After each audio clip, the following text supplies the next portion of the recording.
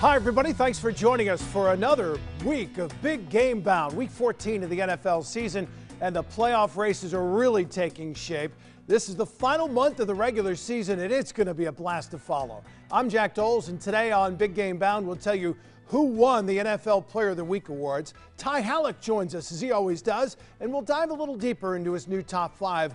Who does he like to play in Miami, and who outside of his top five can sneak into the Super Bowl? We're also calling on our Big Game Bound correspondents to break down three big games in Week 14, the Saints and 49ers, Patriots against the Chiefs, and the Ravens versus the Bills. And our big guest is former Heisman Trophy winner Ricky Williams. Among the topics we'll discuss, who does he like for the Heisman Trophy, and his thoughts on cannabis and why he thinks the league should allow players to use it. Let's start with our big shout-outs. The NFL Players of the Week, Jared Goff of the LA Rams, is the NFC Offensive Player of the Week. He threw for 424 yards and 2 touchdowns in the Rams' win over the Arizona Cardinals. The AFC Offensive Player of the Week is also a quarterback, Deshaun Watson of the Texans. He had a monster game in Houston's win over the Patriots, 234 yards passing, 3 touchdowns. He also caught his first career touchdown pass and had a passer rating of 140. The AFC Defensive Player of the Week is Cincinnati defensive end Carlos Dunlap. He had 7 tackles and 3 sacks and helped the Bengals pick up their first win of the season. They beat the Jets. The NFC Defensive Player of the Week is Saints defensive lineman Cameron Jordan. He had 4 sacks in the Saints win over Atlanta. They clinched the NFC South for the 3rd consecutive year. Let's bring in Ty Hallock now for What the Hallock. Ty played 7 seasons in the National Football League with the Lions, the Jaguars, and the Bears, and he's our NFL analyst. Ty, 4 weeks left in the regular season. You've played on teams that were in the hunt. What is it like when you know you've got a shot?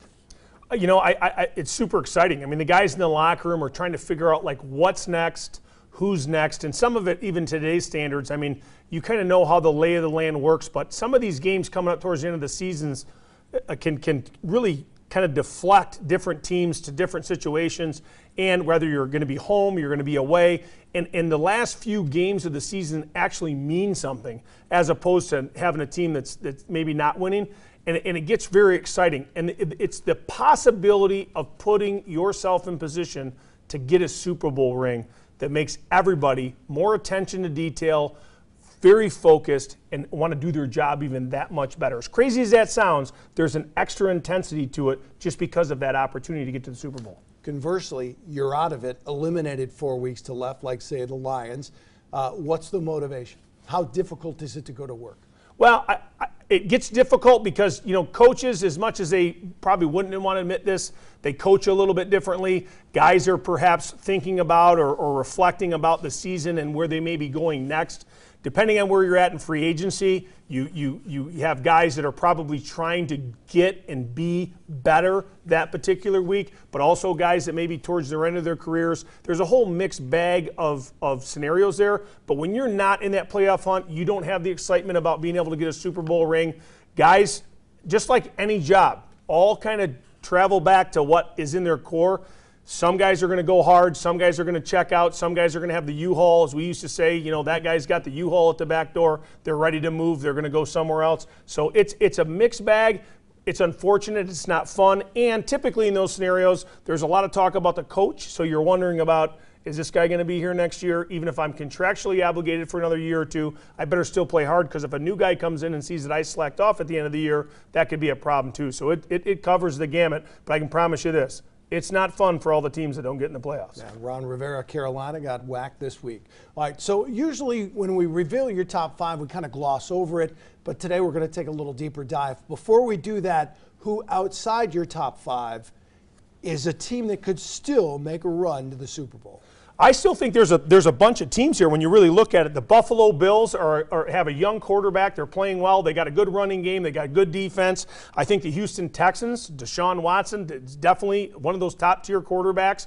A couple question marks about some of his receivers, and a guy like Will Fuller needs to be healthy and do the things he's supposed to do in order to help them win. The Green Bay Packers and Aaron Rodgers, they're not quite there, but they're pretty darn good. And when you got a quarterback like that, one of the best quarterbacks in the National Football League, and in history, I think you have an opportunity. The Minnesota Vikings coming off a tough loss against the Seattle Seahawks, but could have very easily won that football game. Some things went Seattle's way there.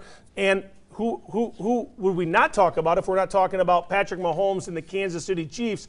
Although they have some question marks and they have a big game against the New England Patriots at New England this week, you look at that team and say to yourself, if Andy Reid can do some things that maybe he hasn't done fully in the past and get these guys over a couple of humps, offense, defense, special teams, they're definitely somebody that could be in the hunt, get themselves in the Super Bowl, and make some hay. All right, let's go to the top 5 now. And New England, who'd spent most of the year at number 1, slipped down to number 5. Yeah, I look at New England Patriots. There's just some things there coming out of their locker room and the way Tom Brady's talking that kind of bother me. They're just not clicking all the way. They don't have that top-end receiver. Outside of Julian Edelman, whether it's Sanu, Dorsett, Harry, or Myers, somebody's got to step up bigger in their production. Seattle Seahawks, look, Russell Wilson's playing unbelievable. Big win against Minnesota on Monday night. They're phenomenal. The New Orleans Saints sitting good. Quarterback's back. They're doing good. They got a good defense, great coach, and a Super Bowl-type coach in Sean Payton. The San Francisco 49ers, it's hard for me to get them out of number 1, to be honest with you, because they're young and talented, and with bad weather, being at Baltimore, it still was one of those rock'em sock'em great games that you hope's going to happen in the Super Bowl. But the Baltimore Ravens, 8 wins in a row, hard to go against them at number 1. I do want to say the one game I can't wait to see coming up very, very soon, Seattle and San Francisco for the AFC or for the NFC West. I mean, that looks like right now Seattle, they really roll. They're always good late in the season, but there just seems to be something about this team. I agree with you wholeheartedly. I think that's probably the best matchup before the Super Bowl. The NFC flipped because of what Seattle did to Minnesota, which is great for the Seattle fan, but San Francisco's young, talented. They got another shot at it. Very, very good game coming up. Can you remember a time where the NFC was this top-heavy with just super high-quality teams?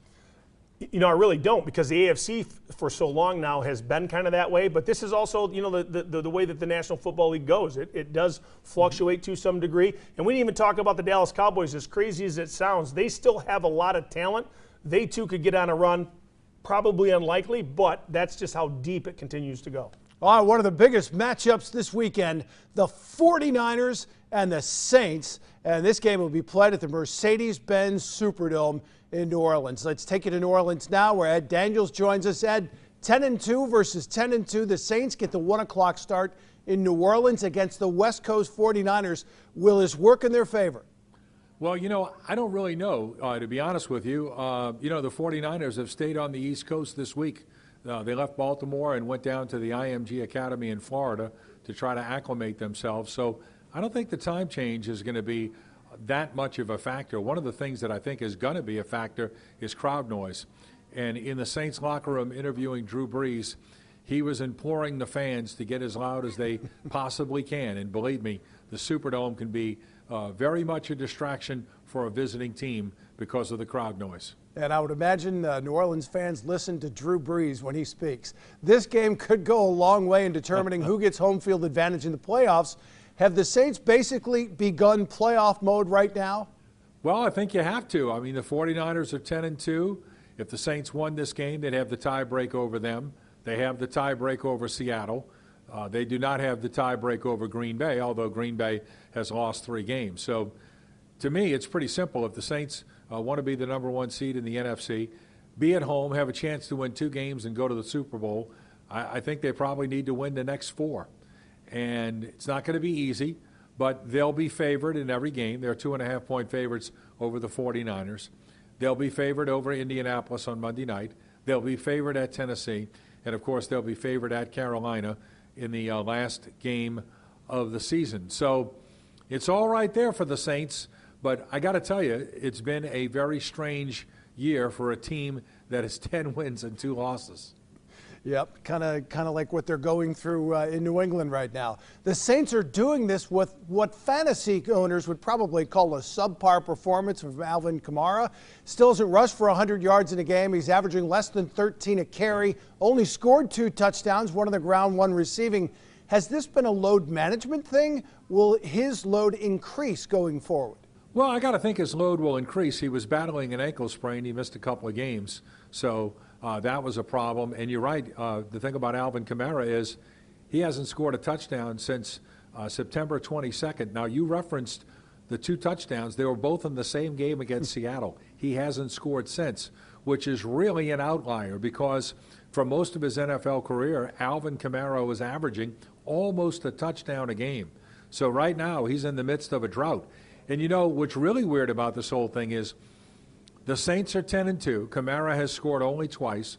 Breeze has missed 5 games. And here's the thing that blows me away, the number one stat that I find astounding, considering all the years of offensive excellence here. The Saints have not scored 40 points in a game the entire season. And in the past, they used to have 4 or 5 or maybe even 6 of those games. They do not have a 1 this year, yet they're 10 wins, 2 losses, and they're in position to be the number 1 seed again. It's a little bit of a head scratcher. Another big matchup this week takes place in Foxborough. The Chiefs and Patriots at Gillette Stadium. Rob Collins is our Chiefs correspondent. Rob, they took care of business against the Raiders. Now they get the Patriots, who rarely lose back-to-back games. Are they catching the Patriots at the right time or the exact wrong time? You know, Jack, most years I think Chiefs fans would believe this is catching New England at the wrong time, but not this year. We know Tom Brady's the GOAT, yes, but he actually looks 42 years old lately. You know, his touchdown percentage and yards per attempt are the lowest of his career. Completion rate just over 60%. And the only real weapon he has is Julian Edelman. The duo of James White and Sony Michel are formidable in the backfield, but they're not those big bruiser backs that the Chiefs have trouble with. Patriots are averaging just over 18 points in their last 4 games. They've lost 2 of those. They're playing real teams now, not that JV schedule they had in the first half of the season.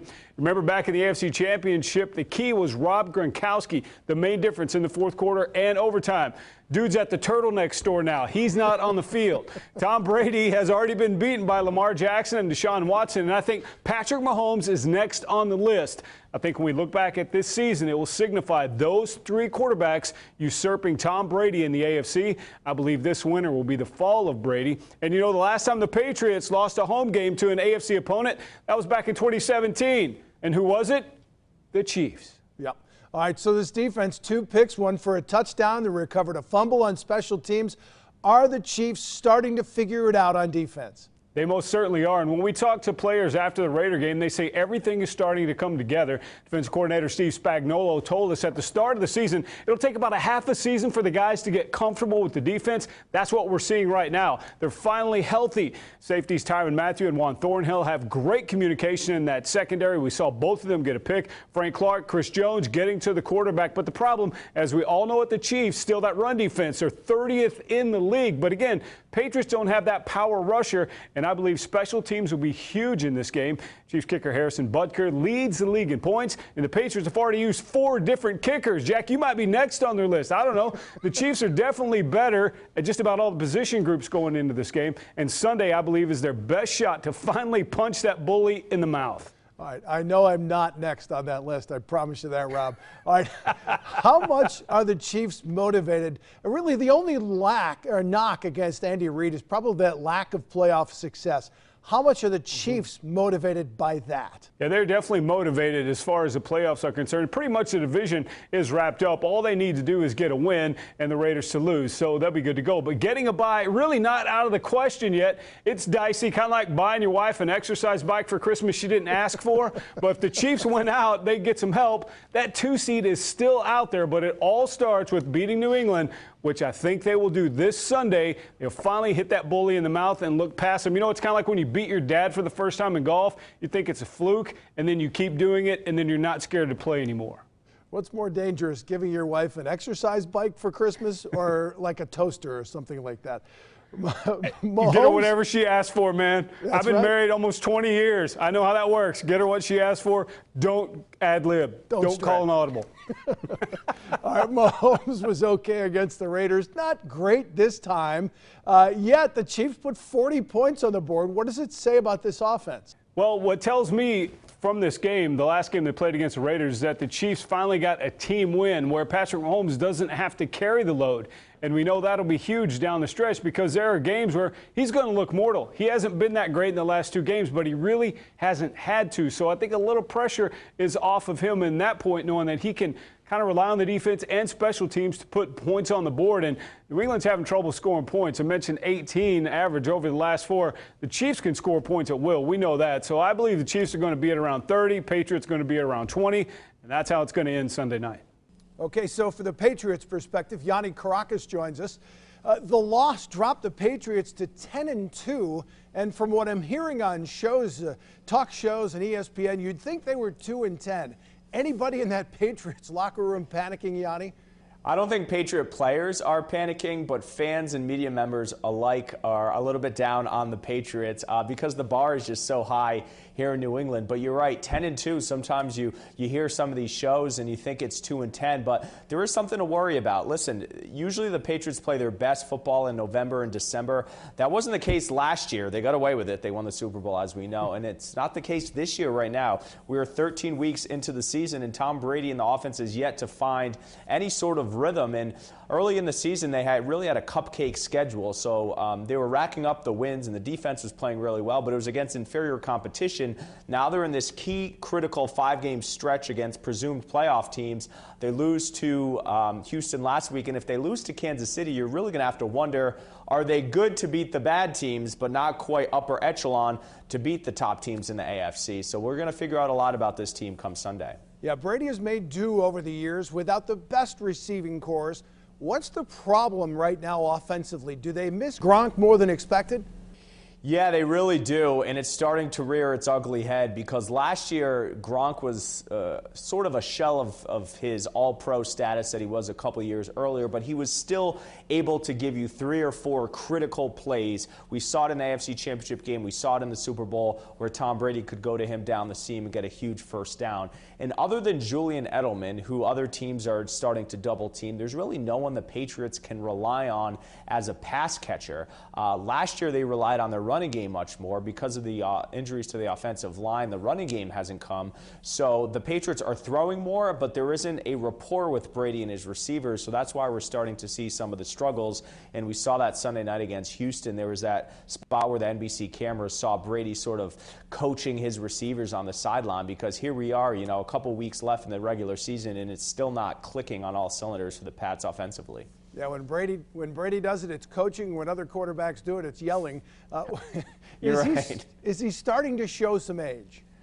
That's a good question. Do I think he's the player he was a year or two ago? No, but not far off. Maybe he's 85, 90% of what he was. I think a lot of it is the issues around him, the offensive line, the talent at receiver, because if he has a clean pocket and he has time and his receivers are where they're supposed to be, I think Brady's still playing at a Pro Bowl level. But when those things aren't going his way, you're seeing the numbers start to decline. And last year, if he was only throwing the ball 20, 25 times because the running game was playing really well, he only had to show up in big moments. But now that he's throwing the ball, I think he leads the NFL in attempts, and the passing game isn't where it's at, then the numbers are, so when you're seeing these numbers, he's not top 10 in QBR or QB rating or completion percentage. It's because really that passing game is struggling, and it's showing in his numbers. Yeah, again, we have to stress the Patriots are 10-2, and they're still in the hunt for a top seed and home field advantage. Will they prepare for this Chiefs game, Yanni, like this is the playoffs already? Yeah, I think they realize how big this game is, and then Buffalo in a couple of weeks, because right now the Patriots are slotted in as the 2 seed. They could get the 1 seed. They're tied with Baltimore if they run the table and Baltimore slips up, but the Patriots know how important a bye is to them. By and large, their Super Bowl runs always come when they have a bye, and they've always generally had one over the last decade or so. So they don't want to slip up and then only be a game up on a Kansas City or a Houston with those teams having a tiebreaker, and then maybe they fall into the wild card round. So they have Cincinnati and Miami. That should be easy wins down the stretch, but this game in Buffalo will really determine where they fall in the playoff seedings. Bills-Ravens is another big game to watch this weekend. The Ravens are 10-2. Bills continue to be the surprise of the league. They're 9-3. This game will be played at New Era Field in Buffalo. Damon Turbot is our Ravens correspondent. Damon, odds have changed in Vegas. Now the Ravens are favored to win the Super Bowl. Do you agree? It's hard to disagree. I mean, you see the New England Patriots and you always think, the Patriots should be the favorite because they always find a way to make it. But the Ravens laid the whooping on New England like they have to just about every team they've played the last few weeks. Obviously, last week was close against San Francisco, but they've really proved over these last, eight wins in a row, they've definitely proved over the last couple months that they are the best team right now in the NFL. So Vegas, they got to cover their money. So I think it makes a lot of sense that the Ravens would be the top team right now. All right, they're hot. Teams can't seem to figure out a way to stop Lamar Jackson in this offense. Any chance they're peaking too early? You got to wonder. I mean, well, people always, have had questions about Lamar Jackson going all the way back to when he was drafted about would he even be able to play the quarterback position, the famous, he's a running back conversation. So you wonder if teams are going to be able to start figuring this out.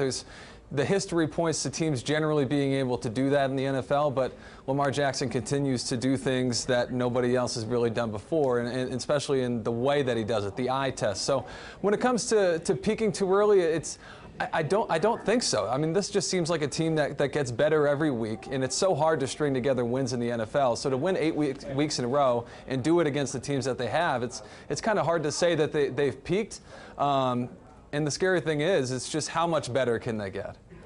Yeah, as you just mentioned, the teams they've beaten since losing to the Browns, they've reeled off wins over the Steelers, Seahawks, Patriots, Texans, Rams, and 49ers. Did that Browns loss spark this team? I think it must have. I mean, you saw the Browns and the Steelers in the way that they are. The AFC North in general is a very testy division, and losing to the Browns, especially when you look ahead a few weeks and see that they were about 2-6, I want to say, at one point. So that definitely sparked them a little bit, and ever since then, I mean, you just rattled off all the teams, and I'm pretty sure those are the best teams in the NFL, really. You may be missing one team that they didn't play in between there, but they've gone on ever since then, and they've been unstoppable. So I would say they've won in every element. They've won against every type of team. That Browns loss, nobody really likes losing to the Browns. There's something about the Baker Mayfield complex. There's something about the whole AFC North complex, and I think that did spark them. All right, David, what are you more impressed by, the Ravens' offense or that defense, which is really playing great right now? I got to say I'm impressed. That's a tough question, actually. I'm going to say that I'm more impressed by the offense because it's a matter of everybody has been talking about the offense since day one. The defense was a little bit slower out of the gate, but has really picked it up over in recent weeks. But everybody keeps talking about the offense and how do you stop the offense, but the offense just continues to produce. So given all the pressure and all the hype around the offense, and it hasn't missed a beat, they just beat the 49ers in driving rain. We're still managed to get 20 points up on the board there. I would have to say that the offense is most impressive, but that defense is really catching up, and that is why it looks like right now like they're going to be the best team in the AFC. Josh Reed is our Bills correspondent. All the buzz in the league right now surrounds the Ravens, Josh. The Bills are a great story, but they're still flying under the radar outside of Buffalo. Can they win this game? Absolutely, and you say fly under the radar, that's exactly what Sean McDermott and this team, that's exactly where they want to be. They want to be under the radar. They want to be off of all the marquee signs, and they're happy with being 9-3 and just letting their play do the speaking every Sunday. And last Thursday when they beat the Cowboys, yes, to answer your question, they can beat the Ravens because no one gave them much of a chance to beat the Cowboys, right? A lot of people ended up eating crow instead of turkey on Thanksgiving. So, that was, everybody wanted to make that a statement game. I heard somebody after the game say, you know what, I don't know if it was a statement game. I think they answered some questions. If they beat the Ravens, now we're talking a statement game. All right, Josh Allen isn't in the MVP conversation, but he's putting together a really nice year, and this team is winning. What's the biggest thing he's brought to this franchise? Stability and leadership. I mean, those are by far his best attributes. Of course, he's got a cannon for an arm, dual threat quarterback, able to roll out, make some plays with his legs, but the leadership that he has brought to this offense and this team in general has been very, very undervalued maybe. Maybe he kind of flies off the radar a little bit. I'll never forget last year, midway through the season, former Bills running back LaShawn McCoy was at the podium, And he just raved about the leadership that Josh had kind of brought into that locker room. And that's something that really stood out. And you can see this team really rallies behind their quarterback. That's something that he's done. And statistically, he's really made huge leaps. Over those last 8 games, 18 total touchdowns, passing and running, just 3 turnovers. And with this defense, you're going to win a lot of games. Yeah, they're only 1 game behind the Patriots, and 10 wins probably gets them into the playoffs. But the Bills' next 3 games are against the Ravens, the Steelers, and the Patriots before they close out against the Jets. You don't want to have to wait until the final week to get that 10th win. Can they squeeze a win out of this gauntlet before they play the Jets? Yeah, you're right. I mean, you bookend the Steelers with the Ravens and, of course, the Patriots, but they're better than Pittsburgh. The Buffalo Bills are better than the Pittsburgh Steelers. You know, that is a road game for the Bills, but quite frankly, I think they're going to be favored going into that one. And the Steelers are quarterbacked by a guy named Duck. You know, if you're going to be a serious playoff contender, you got to beat teams that are led by quarterbacks that go by the name Duck. So, you know, with that being said, you know, the Ravens is going to be a tough one for them to figure out. But I think that they win that Steelers game. And then you follow it up, of course, with the Patriots. And, you know, they're not that big, bad, bully Patriots team that we've seen over the past 2 decades. I think they're vulnerable. Now, does that mean that the Bills are going to go into Foxborough and win that game, the next to last game of the season? It's going to be tough. But I don't think the Bills go into that game as 2 touchdown underdogs. I mean, that's going to be a good game, and like you said, then they finish up with the Jets. But the path to the playoffs is pretty clear. So would you go as far to say as they could even possibly win this division, the way the Patriots are rolling right now?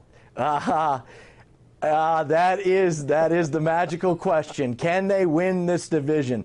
And I tell you what, Buffalo may break off and fall over the falls. I mean, if they find a way to slay the dragon, and if we end up talking about a potential bye week for the playoffs here in Buffalo and around Western New York, heads will explode. And Sean McDermott can run for any office he would like to, and he will get elected hands down. I don't know that anybody would vote against him.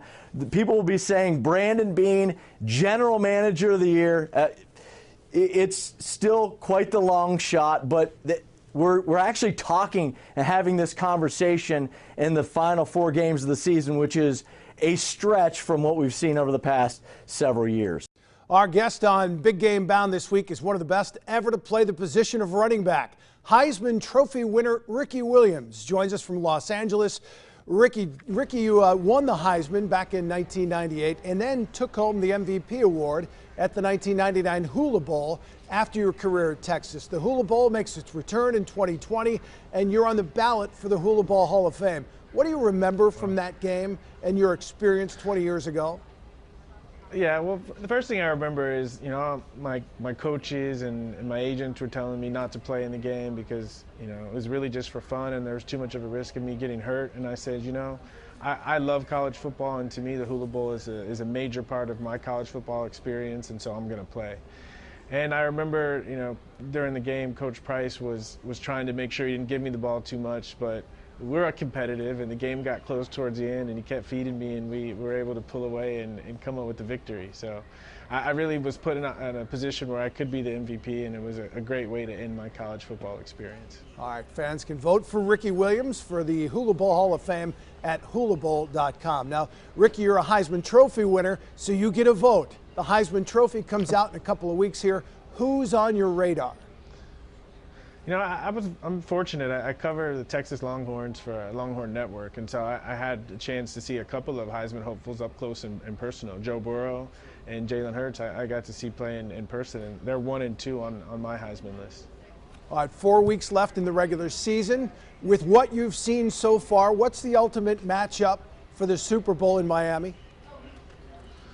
You know, I'm going to go with 2 of my former teams, the Ravens and the Saints. What do you like about those 2 teams? Well, I think right now, I think in the course of a football season, in order to make it to the end, you got to have some kind of magic. And I think what the Saints have been doing, the way they survived Drew Brees' injury and really thrived, and you know, they feel like they're on the uptick. And I'm just blown away with Lamar Jackson and the energy and juice he brings to that Ravens team. And you know, John Harbaugh is a hell of a coach, and he's got a quarterback. You know, watch out for the Ravens. Ricky, I want to go back to the Saints for a minute. They've had 2 seasons in a row end just in horrible fashion. How have they, and what does it say about the team that they've been able to continue on this track and still succeed, where a lot of other teams, when things like this have happened or they've knocked on the door to the Super Bowl, they just have these big letdowns in the coming years?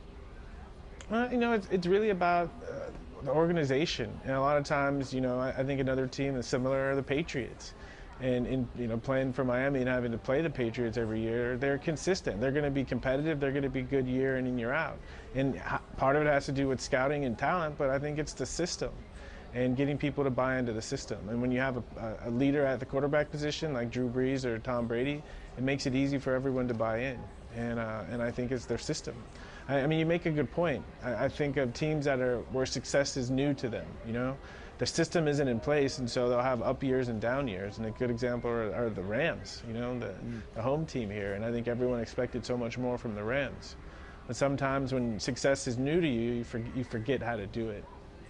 Ricky, running back used to be such a glamour position. Now you're seeing teams cut ties with them after initial contracts or go to the running back cut by committee. Top backs aren't getting the type of money that other top position players are getting. Is this an injustice?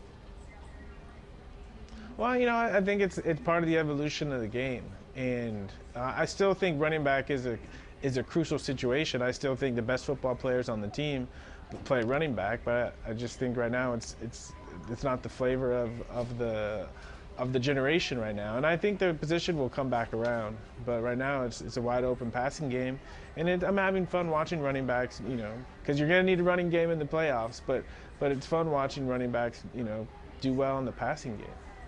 As a running back, you took a pounding, and you've been very open about cannabis use. Now you've started your own health and wellness company doing work with CBD. Tell me about this part of life after football, and how did cannabis help you? Yeah, well, cannabis has helped me in a lot of different ways. And I think the first way, which is kind of taboo for people, is to talk about THC and that it alters your mind. And I think I was in a place in my life where I needed my mind to be altered to get back on track, and cannabis really helped me.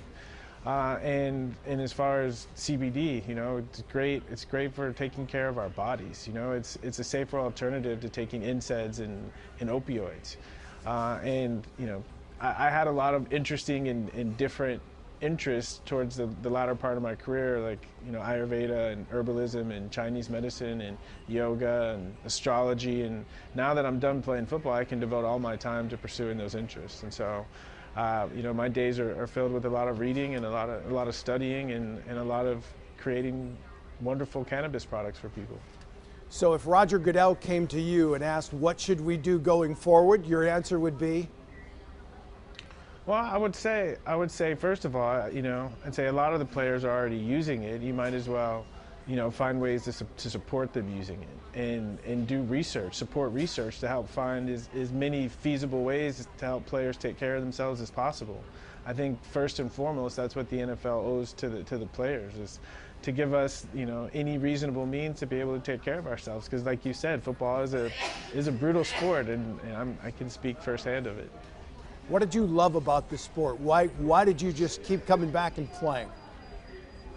What I loved about football was it's one of those things in life where you can constantly get better, you know, and you're expected to get better. You know, my favorite part of playing football was practice, you know, and to see the development of myself and my teammates over the course of a season, over the course of their career. You know, I'm just really obsessed with getting better and working towards excellence, and football gave me a great outlet for that.